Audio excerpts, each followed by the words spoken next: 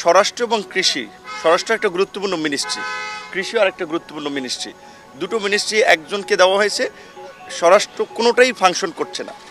এমনকি আমরা স্বাস্থ্য মন্ত্রণালয় দেখেছি, এলজিআরডি মন্ত্রণালয়ের মতো গুরুত্বপূর্ণ মন্ত্রণালয়, এগুলো একটা অভিজ্ঞ লোকের সমন্বয়ে উপদেষ্টা পরিষদ পুনর্গঠন করা দরকার।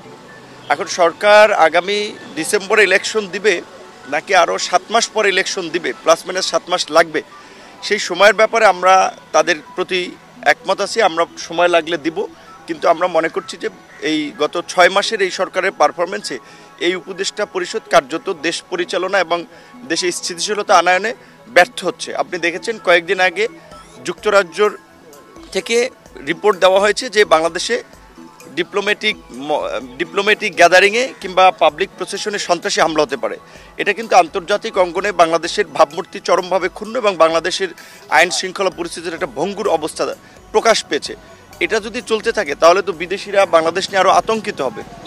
এখানে সংবিধান সংস্কারের প্রশ্নে সংবিধানের মূল নীতির বিষয়ে আপনারা জানেন যে পরিবর্তনের আলোচনা হচ্ছে, বহুত্ববাদ নতুন করে অন্তর্ভুক্ত করার একটা বিষয় এসেছে। এরকম আরও গুরুত্বপূর্ণ বিষয় আছে যেগুলো আমরা কিছু বিষয় তো অভ্যন্তরীণ আলোচনার মধ্যে থাকবে, আর কিছু বিষয় তো পাবলিক করা যাবে।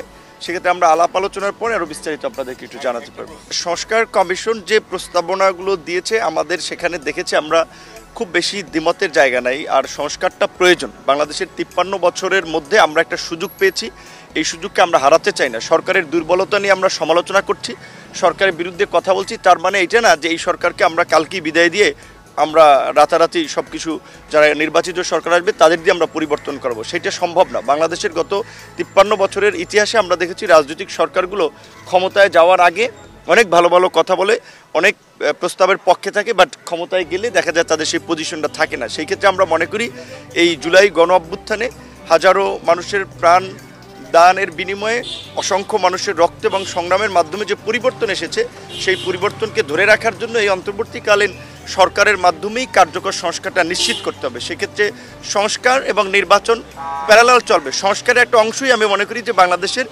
এই যে কর্তৃত্ববাদী শাসন ব্যবস্থা ছিল সেটার উত্তরণে গণতন্ত্রের প্রাতিষ্ঠানিক রূপদান এবং গণতান্ত্রিক ব্যবস্থা যাওয়া, এটাও একটা সংস্কারের অংশ। সেক্ষেত্রে সংস্কার এবং নির্বাচন প্যারালাল চলবে।